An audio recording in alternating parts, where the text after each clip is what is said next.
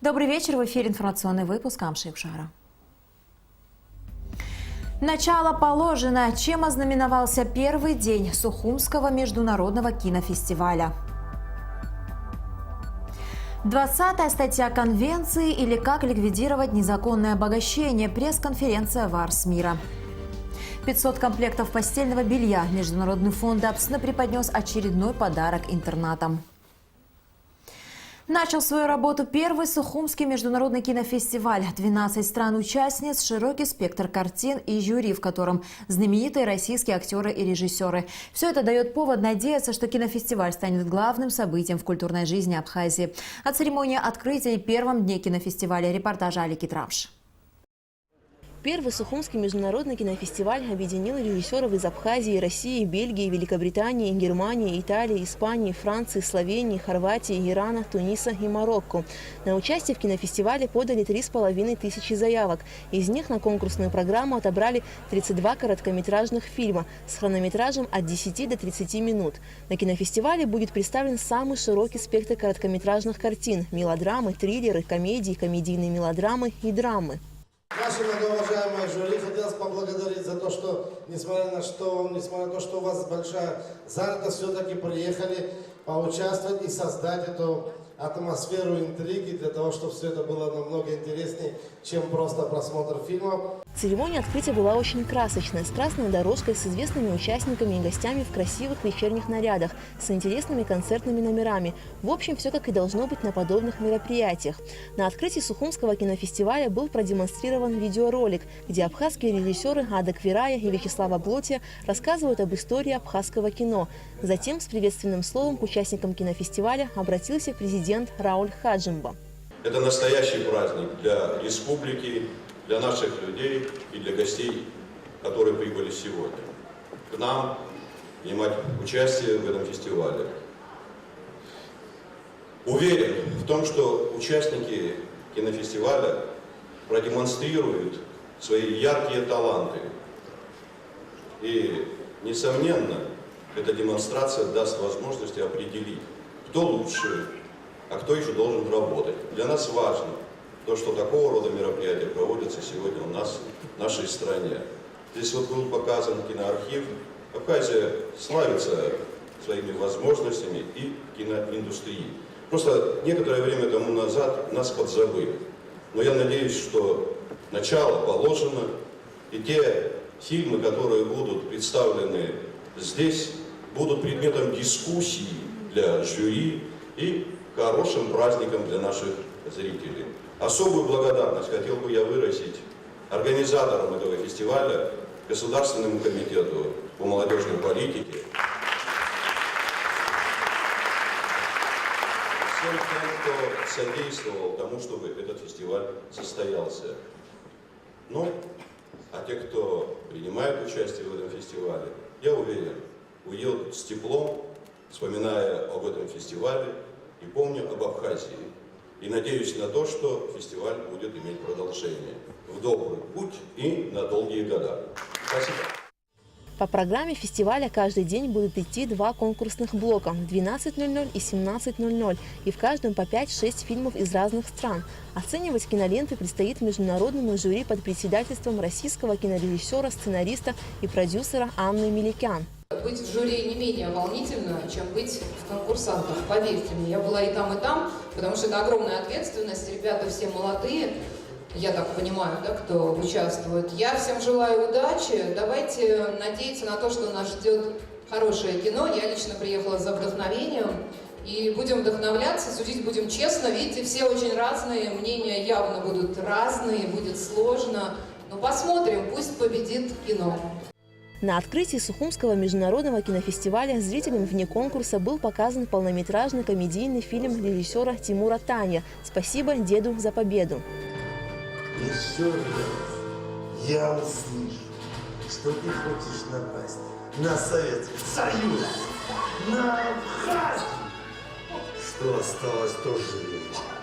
Это моя история моего детства. На самом деле, она просто так получилось, что она получила огласку, и поэтому она запомнилась. Это вот мой дедушка рассказывал мне такие байки. И потом впоследствии эту историю да, многие хотели экранизировать, мои друзья, режиссеры молодые. В конечном итоге мне почему-то захотелось самому ее снять. В первый день кинофестиваля были показаны 11 фильмов из разных стран. Кинолента «Новый дом» режиссера Жига Вирк из Словении описывает страхи многих жителей европейских стран из-за переселения к ним беженцев. Идея этого фильма появилась во время кризиса, связанного с беженцами в Европе, потому что был момент, когда очень много людей мигрировало из своих стран, где происходили какие-то действия, которые их вынуждали покинуть свои дома. Они мигрировали сначала в Турцию, а потом через Словению в Германию. И мы были таким своеобразным мостом, который позволял им добраться до их пункта назначения. И идея возникла именно тогда, мы решили снять фильм об этой проблеме. Показ короткометражных фильмов будет длиться еще 2 дня. Для зрителей организованы специальные показы, а уже 6 апреля состоится награждение победителей кинофестиваля. Награды за лучший фильм составят 200 тысяч рублей, за 2-е и 3-е место 100 тысяч и 50 тысяч рублей соответственно. Также будут отмечены лучшие режиссерская и операторская работы, а также лучшие сценарий и актер. Алика Трапш, Леона Адлиба, Саида Гухава, Абхазское телевидение. Указом президента Рауля Хаджимба создана Государственная комиссия по проведению юбилейных мероприятий, посвященных столетию со дня рождения известного абхазского поэта-сатирика Киршала Чачхалия. Комиссию возглавляет советник президента Владимир Зантария. Накануне в парламенте состоялась встреча депутатов Народного собрания с членами инициативной группы, которая предлагает в ускоренном порядке принять закон о государственной службе и присоединиться к Конвенции ООН, ратифицировав 20-ю статью Конвенции, согласно которой за незаконное обогащение предусматривается уголовное наказание. Сегодня в пресс-центре Арс Мира члены инициативной группы рассказали об итогах состоявшейся встречи. Репортаж Ирины Аршба. О необходимости изменения законодательства Абхазии в части борьбы с коррупцией в нашей стране говорят не первый год. Члены инициативной группы предлагают внести изменения в Уголовный кодекс страны, в частности, ввести уголовное наказание за так называемое незаконное обогащение, а также ввести конкурсный отбор для госслужащих. По словам Астамура Какалия и Рисмага Аджинджел, большинство депутатов, за редким исключением, за принятие такой формулировки закона. Открыто противодействовать декларированию и конкурсному подбору маломальски здравомыслящий человек, политик, не может. Он же не может сказать открыто вам, что я не хочу ни при каких обстоятельствах выводить свои активы из тени. Ни один не скажет вам. Здесь проблема в чем? Есть какие-то ссылки на то, что это трудно, сложно и так далее. На самом деле не сложно.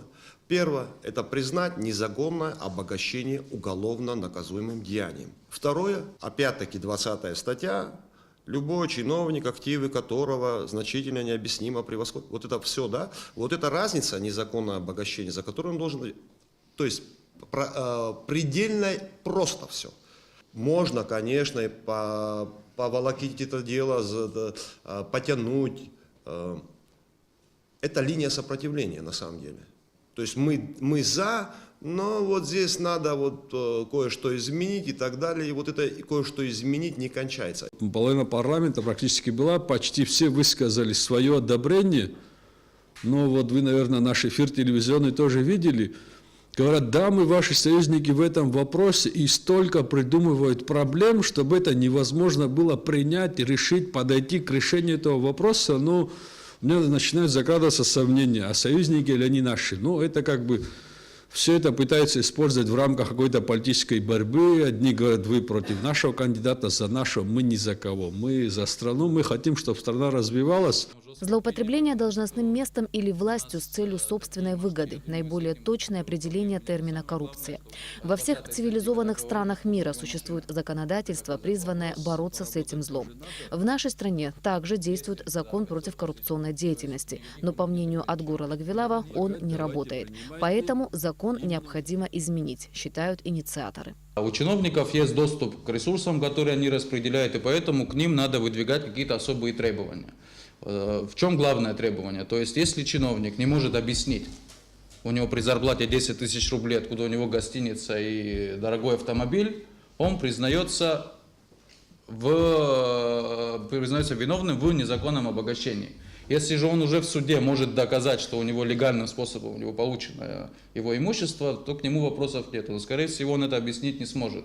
Просто если человек 10 лет находился на должности, где там зарплата была 5-10 тысяч рублей, происхождение гостиницы он не сможет объяснить. На вопрос журналистов о сроках рассмотрения закона в парламенте члены инициативной группы не смогли дать конкретный ответ. По их словам, в течение полугода будет вестись активная работа по составлению проекта закона, который затем будет представлен на рассмотрение депутатам Народного собрания.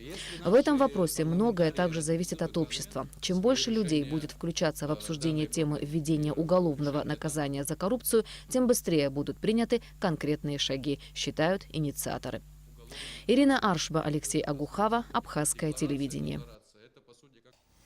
Вооруженные силы Абхазии, части 49-й общевойсковой армии Вооруженных сил России начали совместные военные учения на территории республики, сообщает пресс-служба военного ведомства Абхазии.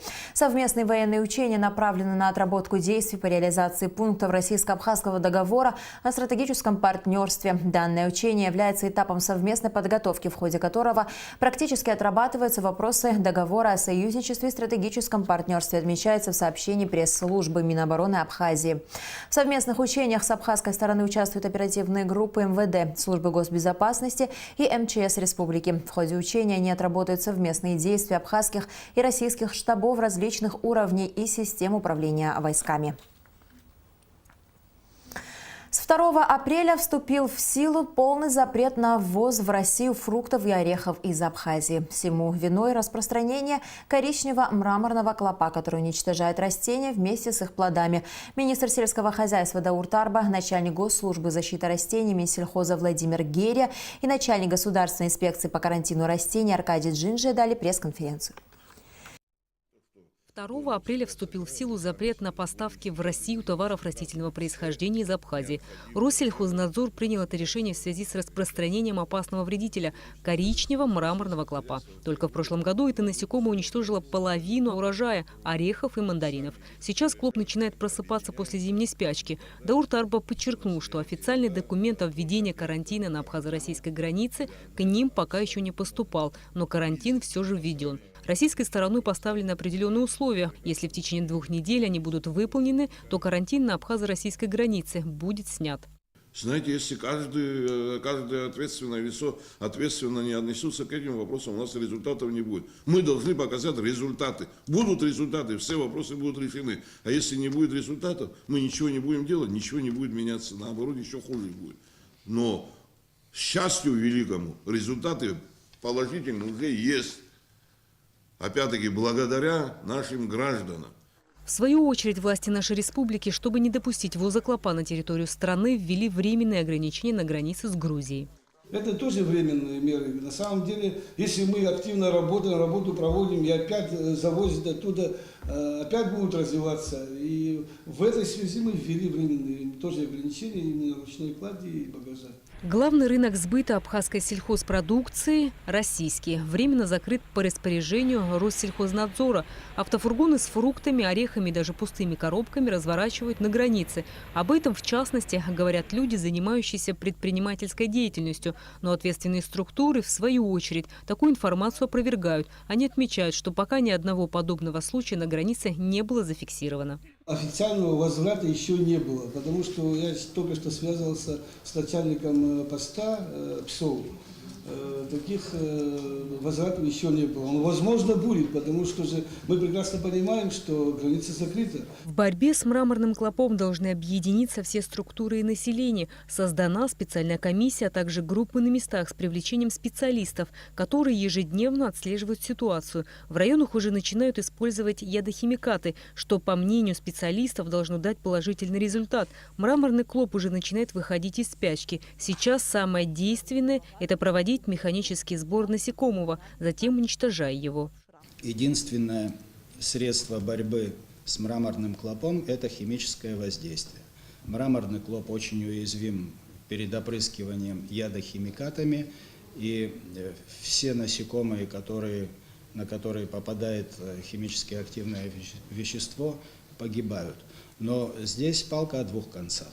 Чтобы полностью уничтожить присутствие насекомого в Абхазии, надо повсеместно применить химически активные вещества. От этого страдает не только клоп, от этого страдают все микроорганизмы, все насекомые, которые являются аборигенными в Абхазии. Тем самым затрудняется процесс адаптации к жизни в Абхазии самого мраморного клопа. Подействует ли введенное эмбарго на вредителей – большой вопрос. Закон клопам не писан, и у них, как оказалось, крылья есть.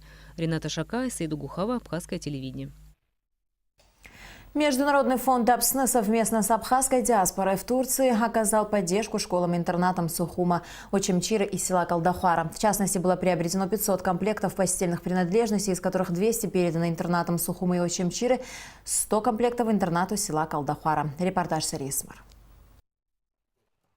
Международный фонд АПСН со дня своего создания проводит большую благотворительную работу.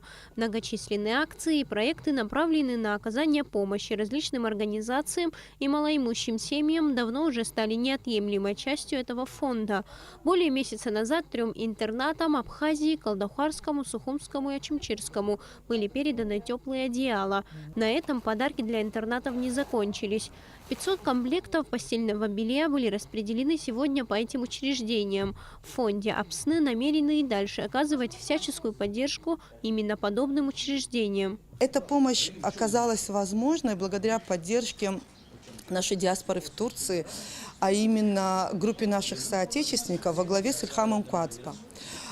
Это не первый совместный проект нашего фонда с представителями диаспоры. Вообще образовательным учреждениям мы оказываем особое внимание. Что касается школ-интернатов, то все мы понимаем, что это особые учреждения, где дети не только учатся, но и живут. И конечно, условия содержания их должны быть максимально комфортные. И поэтому мы и в дальнейшем планируем помогать. 100 комплектов постельного белья сегодня были переданы Калдахарской школе-интернат. По словам директора, эта новость их очень обрадовала. Конечно, необходимость в этом есть, когда что-то обновляется, что-то меняется. Понимаете, мебель всегда нужно обновлять, в том числе и постельную принадлежность. Мы хотим выразить огромную благодарность от имени школы, то, что фонд делает нам гуманитарную помощь. Мы говорим огромное спасибо. На самом деле те вещи, которые они нам предлагают, это то, что необходимо нашим детям. В государственном Сухумском лицее-интернате учатся около 180 детей. В больших, залитых ярким солнечным светом комнатах аккуратно заправлены кровати. Многие из них застелены именно теми одеялами, которые им недавно подарил фонд АПСН. Сегодня сюда было привезено 180 комплектов постельного белья. Директор лицея-интерната отметила, что подарок пришелся весьма кстати, ведь часть сменного белья устарела и нуждается в обновлении. Мы же меняем постельное белье, и поэтому для смены нового не было. Мы обходились старыми, которые как бы уже устаревшие были. И сегодняшняя помощь, она нам, конечно, очень нужна, очень приятно. Сейчас уже весна, тепло, комнаты хорошие, освещаются, и хорошее новое постельное белье, конечно, очень приятно. Огромная благодарность. По словам представителей фонда АПСН, останавливаться на этом они не будут. В планах в ближайшем будущем обеспечить интернаты необходимой мебелью. Сария Смыр, Ильдар Дамиров, Абхазское телевидение. 4 апреля в Государственной филармонии Абхазии пройдет первый сольный концерт лауреата международных конкурсов Алхаса Ферзба. Он успешный музыкант, который реализует себя в основном в России, но является солистом Абхазской филармонии. Алхас Ферзба несколько раз в году выступает с сольными программами на родной абхазской сцене. Но это его первый сольный выход в сложном жанре романса и камерной музыки. Завтра мы собираемся дать концерт, посвященный 145-летию Сергея Васильевича Рахманинова. Помимо того, что такой знаменательный день, для меня этот композитор много чего значит, и он мне много чего дал, так как он мне близок и по духу, по эмоциональности. И Хочу отметить, для меня это сложный концерт. Сложность в том, что, например, если брать оперную музыку, для зрителей это легче воспринимается, нежели камерная музыка, целиком концерт одного композитора. И она должна быть более уютная, атмосфера должна быть другая. Для нашей публики она сложная, и это для меня волнительно, тем более выступать на своей родине для своей публики. Абхазские паломники, находящиеся в эти дни в Израиле, побывали в святых местах Иерусалима. Об этом наш следующий сюжет.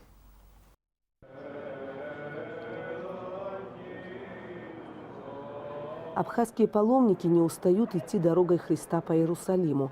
Предводитель, священник Вячеслав, рассказывает эти библейские события. От зала суда Пилата до Голгофы.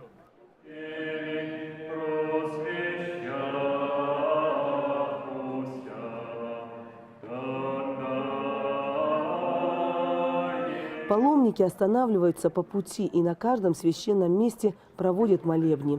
Несмотря на то, что паломники сотни раз читали про эти события в Иерусалиме в канун Пасхи, все ощущения обостряются. То есть они делали укоризны узнику, какие только могли, пакости делали, как вот. Одни там за ушали, другие за ланиты дергали, то есть за щеки, а другие брали вот это вот камень или там, может, был какой-то мельнический пруд и стучали по этому колоколу для того, чтобы этот звон в уши прямо ходил, по кости страдания. Именно здесь еще больше начинаешь понимать смысл жертвы Христа ради спасения людей.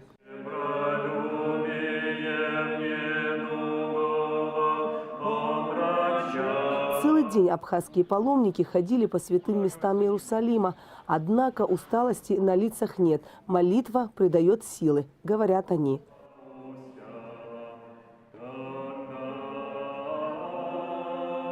Молятся за своих близких, молятся за страну и за свой народ.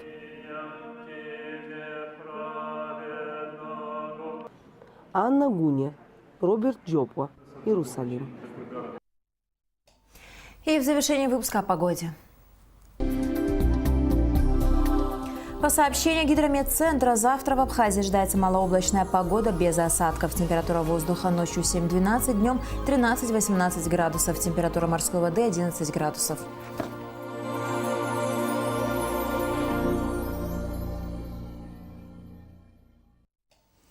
На этом наш выпуск завершен. До скорых встреч в эфире.